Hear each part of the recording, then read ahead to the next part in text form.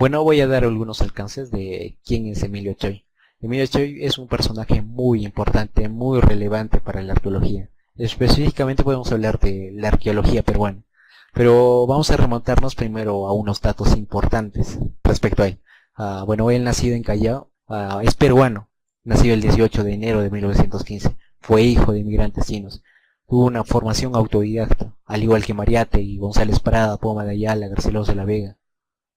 Pero cuando me refiero a que tuvo una formación autodidacta, me refiero a que él adquirió los conocimientos gracias a sus propios medios. Incluso puedo decir que cursó solo 2 años en la secundaria. Emilio Choi falleció el 13 de febrero de 1976. En el punto donde quiero poner énfasis es en que fue gestor de la arqueología social. Fue iniciador e incluso impulsor para la llamada arqueología social. Pero ante todo, primero tengo que decir, ¿qué es la arqueología social? La arqueología social es aquella que no se limita a describir los materiales que se hayan podido conservar en nuestro más remoto pasado, sino que tiene como objetivo llegar a entender tanto la sociedad y las sociedades que la produjeron y usaron estos materiales. Bueno, es un pequeño concepto tanto de la arqueología social. Pero Choi, ¿qué relación tiene con la arqueología social? Porque se dice que es incluso impulsor de la arqueología social. Él rompió los parámetros de la arqueología clásica. La arqueología clásica se destacaba porque hasta ese entonces simplemente estudiaba el objeto tal cual y era, simplemente dándole una ubicación, una cronología, pero también dando una pertenencia a alguna cultura. Bueno, o un concepto que podemos decir de él es que inicia en el Perú la arqueología social, estableció un modelo evolutivo en la cual destaca los modos de producción. Pero cuando me refiero a los modos de producción, estoy hablando del marxismo. Y si estoy hablando del marxismo, estoy hablando de una tendencia teórica. Emilio Choi adquirió la tendencia teórica del materialismo histórico. Fue gracias a Bere Gorronchal de quien adquirió la tendencia teórica. Pero no solo fue de Bere Gorronchal, sino también de Marx y Engels. Pero remontándonos un poco a Bere Gorronchal, podemos decir que fue un arqueólogo australiano y una de sus principales contribuciones fue el estudio de las civilizaciones privadas y planteó la idea de la revolución neolítica para aquellas sociedades, en este caso las primitivas. Entre sus libros principales tenemos ¿Qué sucedió en la historia? Y Orígenes de la civilización. Bueno, eso es un poco un pequeño resumen de Bere Gorronchal. Emilio Choi fue un personaje muy importante, recordando, fue gestor de la llamada arqueología social, fue iniciador con la tendencia teórica del materialismo histórico. Pero para que existiera la arqueología social que ya les he nombrado, tuvo que pasar por diversos momentos. En este caso, primero podemos hablar del indigenismo. Pasó por el indigenismo y la arqueología social. Pero, ¿qué podemos decir del indigenismo? El indigenismo, en simples palabras, que es una revalorización del hombre indígena. El hombre indígena era menospreciado, era maltratado en aquellas épocas. Y lo que se busca con el indigenismo era la superación de la miserable condición tanto social, económica que se encontraba en el indio. Bueno, en el segundo momento, creo que es donde me voy a centrar más y donde me he centrado toda la exposición, es en Emilio Choi. Ahí es donde entra la llamada arqueología marxista, el materialismo histórico. Bueno, este es denominado como el fenómeno histórico-cultural neoliberalista.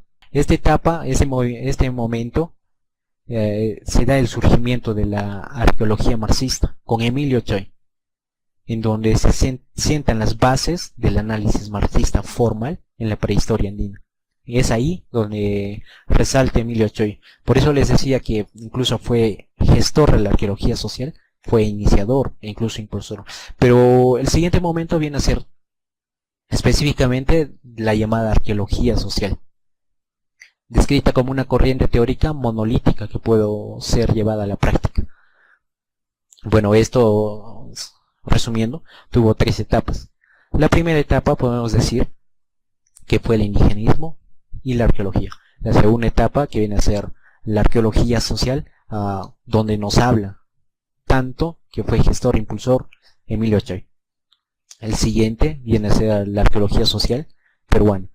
Bueno, Emilio Choi también nos habla del sistema social incaico. Bueno, esta contribución que tuvo es de igual relevancia que fue gestor de la arqueología social, incluso impulsador de la arqueología social. Bueno, del sistema social incaico nos habla que existió en el gobierno de Manco Cápac un esclavismo patriarcal hasta la llegada de Huiracocha. Pero en el gobierno del Inca Pachacútec se generan grandes cambios que revolucionaron las formas de esclavización patriarcal a un sistema superior que es un esclavismo imperial. En todo caso, podemos decir, en el gobierno de Manco Cápac se dio el esclavismo patriarcal, mientras que en el gobierno de Pachacútec se dio un esclavismo imperial. Y este esclavismo imperial, Emilio Ochoa lo subdivide en el esclavismo imperial colectivo. Bueno, de esto nos habla. Nos habla de los pueblos conquistados que tenían la obligación de trabajar en forma gratuita. Bueno, se calcula que un 75% de la producción agrícola de todos los valles iban directamente al Cusco, dejando el resto para la subsistencia y reproducción de la población esclavizada. Pero también nos habla de la vida o la muerte, sobre todo aquel que intentara dejar de producir para el imperio. Esto se compara con el vasallaje feudal, en que el siervo está obligado a pagar tributos. En cuanto al individual, se da la pérdida total de su libertad y estaban obligados a trabajar para el Estado o algún personaje importante. Podemos nombrar en este caso a las yanaconas. Bueno, las yanaconas eran personas que no tenían ninguna propiedad, ayu, familia, para sobrevivir. Solo les quedaba su trabajo. Pero al igual también, otro ejemplo sería las agias. Fue una esclava que producía para el Estado la preparación de la comida, elaboración de la chicha, la danza, y dejaba de serlo cuando se convertía en concubina, cuando era obsequiada a un militar o un funcionario. Bueno, en resumen, ¿qué podemos hablar del sistema social incaico? Es que, en simples palabras, Emilio Choi nos nombra que al sistema social incaico había un esclavismo, pero no era ese esclavismo de la edad antigua, era un esclavismo particular, era un esclavismo colectivo y temporal.